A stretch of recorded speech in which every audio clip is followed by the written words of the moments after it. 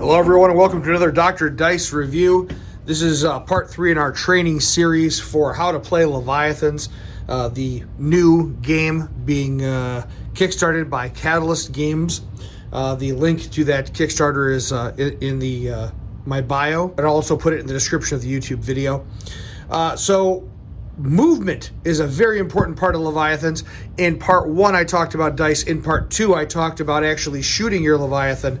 But I want to talk about movement because I think movement is super important to this game as well, and that's where a lot of the action actually happens. So first, I'm going to take a brief step back. Let's talk about the different types of Leviathans. On the table before us, we have 3 different types of Leviathans. Well, technically we have 4. This little guy with the 2 base is a Type 1. Type 1 Leviathans are identified if you look at the Leviathan card shown here on the screen. In the upper right hand corner, you can see that it's a ship Type 1. That is your destroyer, right? It's got 2 hex bases. The Type 2 and Type 3 are both 3 hex size. That's this one in the middle. And the reason why it's Type 2 and Type 3 is it's both the cruiser, the light cruiser, and the battle cruiser. They share the same size base. And then lastly, your Type 4 is your battleship. So why do we have different size bases? We have different size bases because it influences how the Leviathan turns.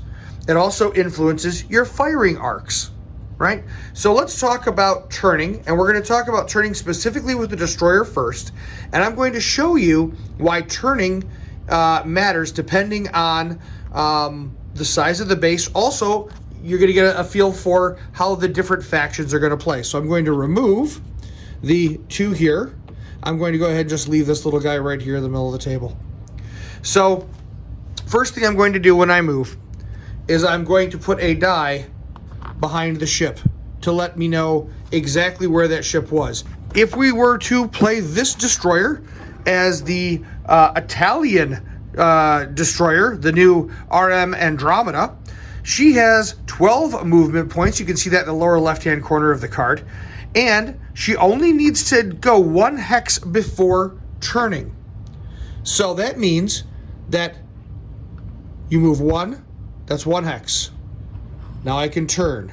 1 side is a movement point. 3rd movement point, 4th movement point, 5th movement point, 6th movement point, 7th, 8th. So you see she's very maneuverable.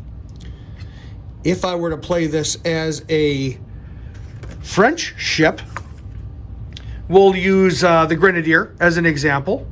The Grenadier has steering gear on either side, and she's got 8 movement points, and she has to enter 2 hexes before a turn. So let's say she did not have steering gear.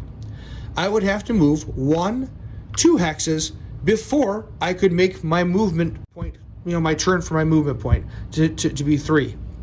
But because I have steering gear, if you look on the left-hand side, toward the bottom, it says steering gear there. Steering gear allows you to reduce the number of hexes that you need to go before a turn by the number of steering gear you have. She has 1 steering gear on each side, which means that she turns just as well as that Italian ship until her steering gear gets blown out.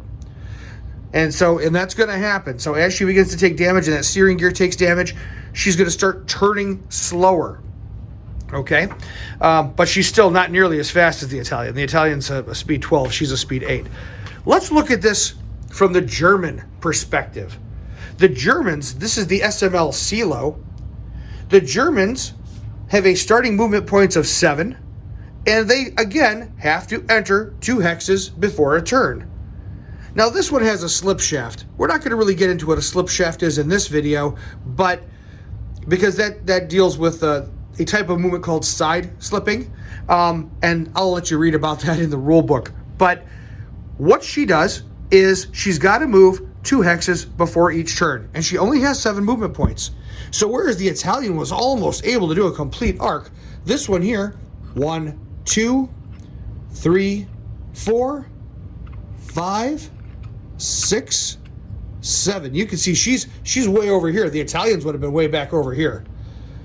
A lot more maneuverable, able to get your arcs on target, able to get those torpedoes, if you're Italian, on target. So that's where that maneuverability comes in. The Germans, slow. The Germans also have a ton of armor. So that's the moving and turning with the destroyer. Let's talk about moving and turning with the cruiser. So let's put that cruiser right there. And for this example, I'm going to use the French ship, the Jeanne d'Arc. She has movement points of 8. She has 2 hexes before a turn. She also has steering gear on either side, which means she only has to go 1. Now, with the destroyer, I was turning or moving and then turning on that front hex. But with a size 2 and size 3 ship, whereas the destroyer turns on its front hex, the cruisers will turn on their middle hex. So it's going to be this hex right here. So 1, and then because I have steering gear, I can go 1 hex and then turn on the middle. 1, turn on the middle. 1, turn on the middle, right? So that is how it works on the cruiser. Lastly, let's talk about the Battleship. So we've got the Battleship here. Now she is a size 4 ship, and size 4 ships will turn also on the second hex. So the Paris class does not have any steering gear. She has a movement of 4, and she has to enter 3 hexes before she can turn, which means she's not turning very much. So it would be 1, 2, 3, and then a turn on that second hex. And that's how turning is performed. There is also a rule in the original rule book that talks about your ability, if you have 1 point of engine, you are allowed to turn a hex face, right? So if I've got 1 point worth of engine, I'm able to just do this. I can stay stationary, but I'm making the turn. In the new rule book, I believe you still have that ability. I haven't actually seen it. I believe you still have that ability. And I know in the old rule book, we also had a rule where you could do what was essentially a very high stress turn, and then you would take a breaking the keel check.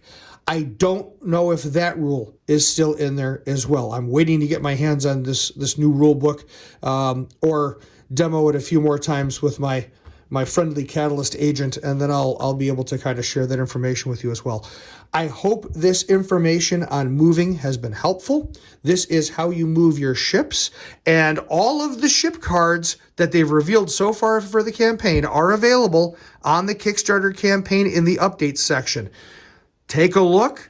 They're fantastic. It'll give you a real good idea of how the factions play. I'm really excited to bring you this series, and I hope that you're excited for the Kickstarter too. Please check it out. Until next time, take care.